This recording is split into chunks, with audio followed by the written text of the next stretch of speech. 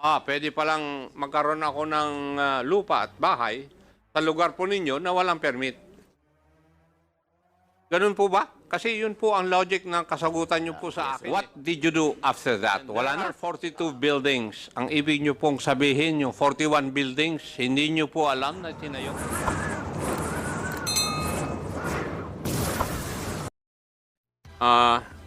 Mayor Kapil? Yes, opo, Your Honor. Pasensya ka na, Mayor. Narinig ko kanina yung hinaing mo eh. Kung bakit ikaw lang ang nandito at napapahirapan. I'm sorry. Thank you po. Tanungin mo yung chairman namin, bakit ikaw lang ang inibita? Wala po akong pakialam doon.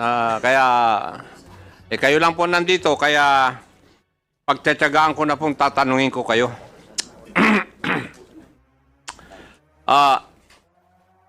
Mayor Kapil, may insinuations na o kaya kung saan-saan sa social media na protector kayo po ng Pogo. At kayo po ay nanalo o masenso dahil sa Pogo. What can you say about that? Katulad po nung sinabi ko kung we're protecting, sana na-issue na ho natin sila ng permit nung January 2024. At tayo po ay, sabi ko nga po, at the age of 23, nagnenegosyo na po tayo. Bago po ako naging mayor, negosyante na po ako. Hindi ako naging mayor, then nagnegosyo, Your Honor. Bakit po nung 2024 nyo lang na-issuean ng desist order yung kwan?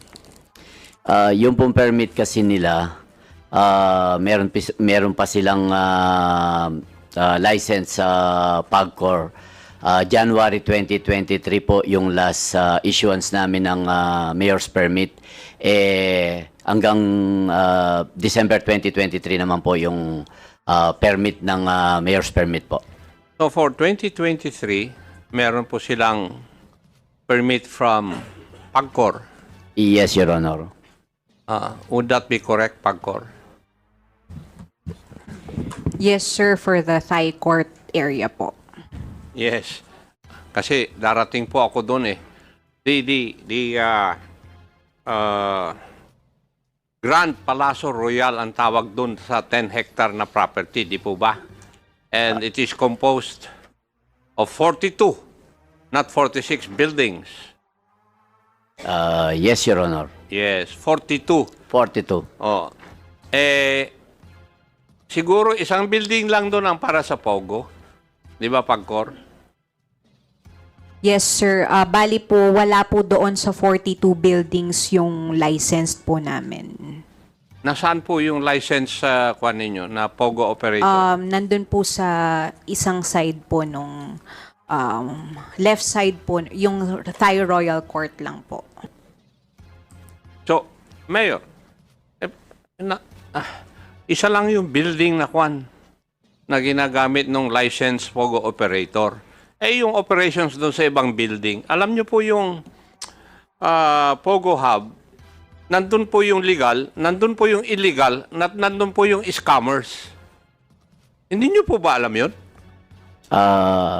Ang alam po namin, under sila ng PAGCOR, with respect to PAGCOR po.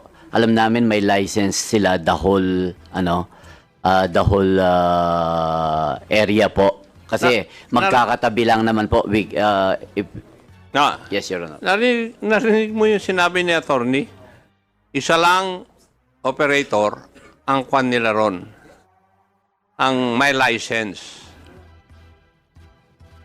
Kasi kung alam po ninyo yung nangyayari dun sa loob, alam ninyo na walang lisensya yung ibang buildings, yung mga nag-ooperate sa ibang buildings. Nandun po yung kalintikan. Hindi nyo po alam yun? Your Honor, kasi po alam nga po namin na they are monitored by PAGCOR kasi may license po sila from PAGCOR. Are you trying to tell me, Mayor, na just because they're monitored by PAGCOR, inassume nyo na lahat ng 42 buildings yung operations doon ay minomonitor? I assume, Your Honor, kasi under the PD 771, the authority of the local government unit was revoked, including the monitoring, the control. Lahat po nasa PAGCOR yung authority and powers, Your Honor. Kung nagra-grant po kayo ng permits at iprinisinta yung permit na binigay ng PAGCOR, hindi nyo tinitingnan kung para saan yun lang? Nag-assume na lang kayo na para sa operations ng 42 buildings? Yes, Your Honor, kasi kasi nakatayo na po yung Thai court at nandun po ang first operation nila. Nung tinatayo naman po yung mga building na yan, nandun na po ang PAGCOR. Kaya we assume na they know the construction, kasi po magkakatabi lang po naman. Bakit nyo inassume na alam ng PAGCOR yun? Wala naman sila they do not give permits. They do not issue a construction permit for buildings to be constructed. Hindi naman po sila nag-i-issue ng building permit. Kayo po. Yes, Your Honor, they applied for And then yung building permit. pag-apply ng business permit, kayo rin po, di po ba? Yes, Your Honor po. Bakit hindi nyo po alam?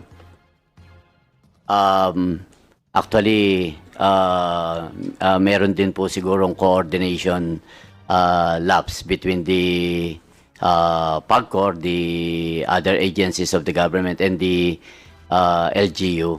Kaya isa po siguro yung pwedeng tignan natin in aid of legislation kung ganito pong involve ang national government and the local government. Kailangan po talagang magkaroon ng full coordination sila para hindi na po maulit itong ganitong pangyayari. Alam mo ito, Mayor, would it be true also that you were supposed to have an extension office doon sa Royal Garden Estate, which is a 150-hectare property? Wala po kaming extension office doon sa area, Your Honor. But in an investigation, you stated that the abandoned structure was donated by the landowner. Yun po sana ang plano na i-donate sa LGU yung building na abandoned. Hanggat nung dumating yung raid, hindi na po nagawa.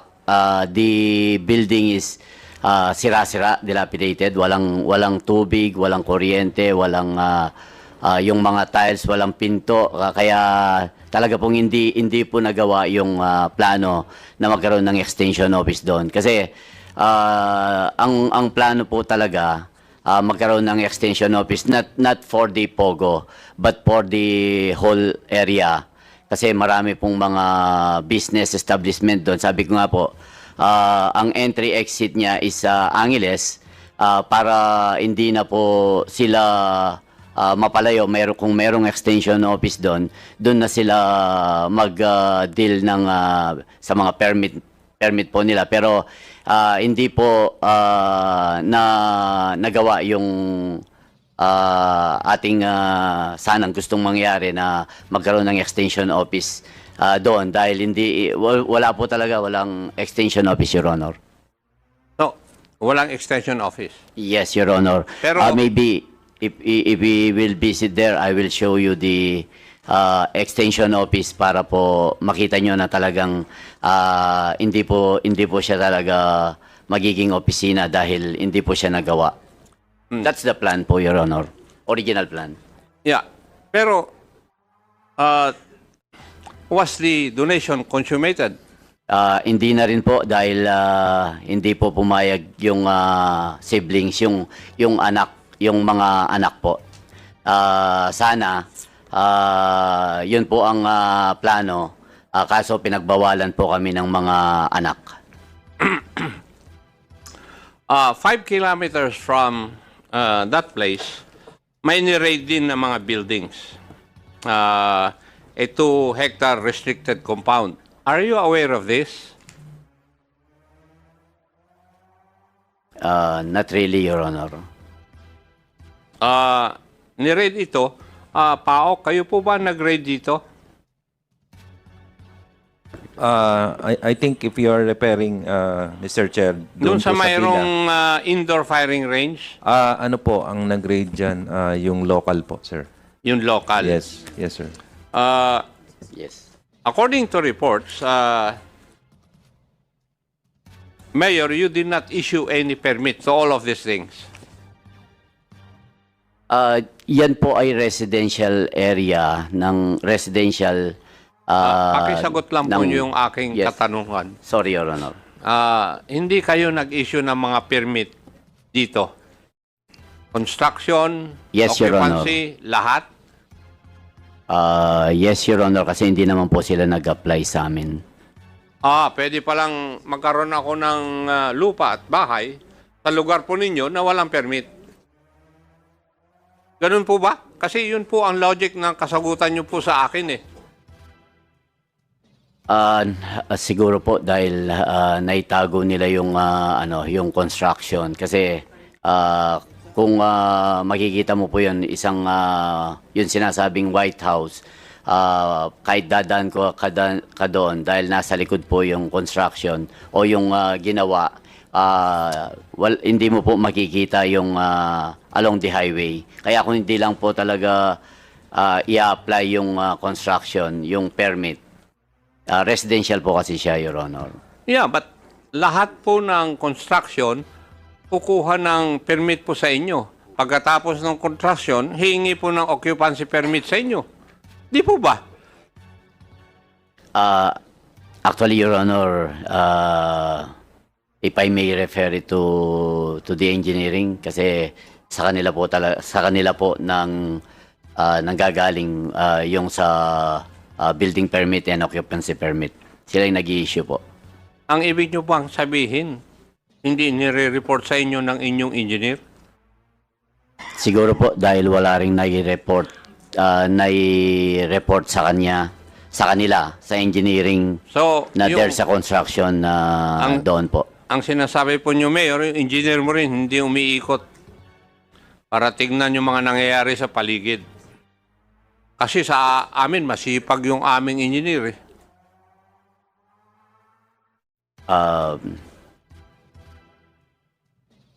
Hindi naman po siguro.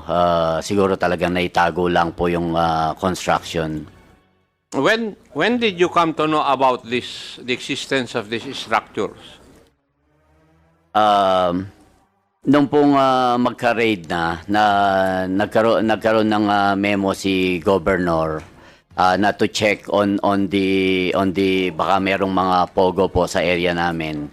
Agad kaming gumawa ng nag-conduct ng joint inspection team. Kaya during the joint inspection team, hindi rin kami pinapasok doon sa area. Kaya sumulat po kami sa aming PNP, PORAC, para sila na po ang mag-conduct ng search. Then they elevated to the provincial. Kaya ang provincial po ang nag-apply for search warrant po doon sa area, Your Honor. In coordination with our Chief of Police. Nag-conduct kayo ng inspection, di kayo pinapasok because of ang sabi ng mga tao, wala po kayong search warrant, di po ba? Yes, Your Honor. Bali, Yes. tinawagan po nila yung abogado nila. Sabi nila kung may search warrant sila. Kung may search warrant kami, papapasukin kami. Pero Now, kung wala, yes. What did you do after that? Wala na? We wrote to our local police. Then dun sa letter po namin, siya yung ginamit nila para makapag ano na po ng search warrant, Your Honor. Yung municipal engineer nyo nandyan, Yes, Your Honor. ano ba ang dapat ano yung protocol na susundin nyo pag nalaman nyo na yung isang property, wala lahat permit? Right, pagka-determine po namin na meron ni construction doon, Your Honor, nag-issue po kami ng notice of violation. Did you issue a notice of violation? Yes po, Your Honor. And signed by whom? Ako po, Your Honor. Ikaw ang may kapangyarihan na mag-issue ng violation? As per po dun sa building code po, yung building official po ang mag-i-issue po ng notice of violation. Sinagot po ba yung inyong kwan? Hindi po, Your Honor. And what would be your next course of action? Yung pong as per po dun sa building code, yung series of notices po, yun po yung ginawa namin, Your Honor. Nasa anong stage na po kayo?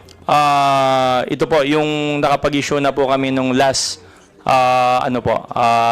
violation, Your Honor. So, susulat na po kami niyan, i-report na namin po kay Mayor through the admin po para mabigyan po namin ng panahon kung ano po yung gagawin namin dun sa hindi pag-report po ng owner. Mayor, pagbigay sa iyo ng report na yun, ano po ang course of action ninyo? We'll refer it to our legal team po para kung ano po ang na maybe we can impose penalties po for not complying on the building permit and occupancy permit. Thank you, Mayor. Kanina, natanong po kayo ng isang tanong na hindi nyo nakukuha nito, nakokontrol dahil nandyan na po sila bago kayo naging mayor. Actually, hindi naman po yung nandyan na sila. Yung sinasabi po namin, yung Thai court existing na po kung saan yung first building po na ginamit nila for the operation of the POGO.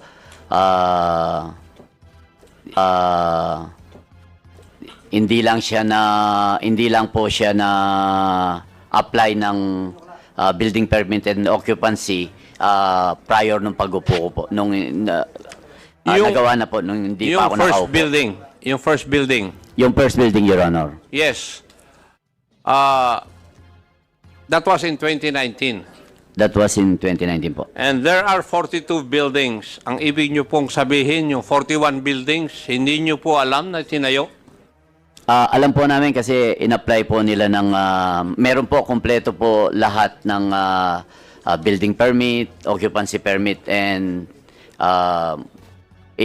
kung kailangan nyo po, we can provide you the permit na secure nila at nabigyan namin ng permit. Your Kasi, Mayor, misleading yung sagot nyo kanina na when you came, nandun na mga yon. So in other words, in 2019, isang building lang, all the other buildings were constructed nung ikaw na ang mayor. Yes, Your Honor. Pasensya na po siguro nung na ano ni Kong Dan. Ang sinasabi ko po yung building, yung first building nagawa na po kahit hindi pa po ako nakaupo. According to the reports also, in 2023, nag-conduct kayo ng inspection din. Di po ba? 2023, yes, Your Honor. That's August 25. August 25, 2023. Yes, August 25, 2023. With the local police, Your Honor. Yes, pero hindi rin po nyo na-inspect lahat yung lugar kasi nasa guardhouse lang kayo. Hindi po, meron po kaming pinapasok naman po ang aming local police doon. Meron po kaming pictures na nakapasok po sila. Your Honor. Hindi po kayo kasama noon? Our inspection team, hindi po ako nakasama, Your Honor. Kasi ang report sa akin hanggang guardhouse lang sila. That was nung 2024 po. May 3, 2024. May 3, 2024. May 3, 2024 po, Your Honor. Dalawang inspection yung ginawa ninyo Isang August 25, 2023 at saka May 3, 2024. Opo, Your Honor. Nung una, pinapasok kayo. Bakit kaya nung May 2024, hindi na kayo pinapasok? Siguro po kung baka yun yung ano ng may-ari sa ano, yun yung Kayo po ang mayor doon directive po. Hindi nyo kayang pasukin?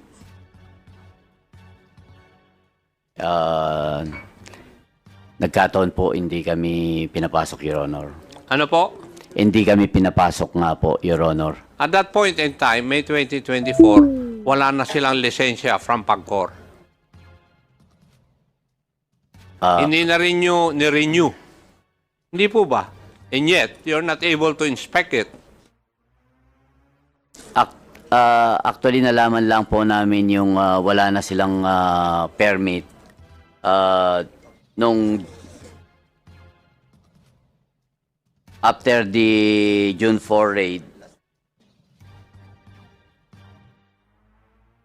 So, in other words, Mayor, hindi nyo po ginawa yung inyong trabaho nakapag-operate sila without you being able to inspect kung anong nangyayari.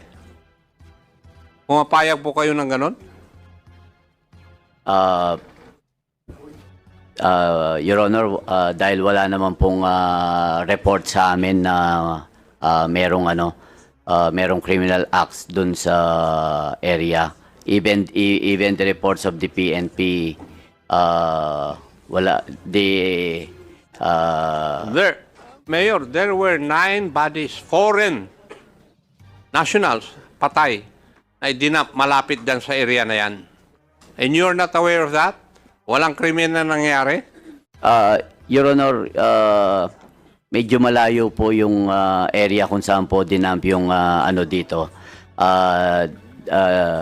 Dito po sa Manuali and Hacienda area.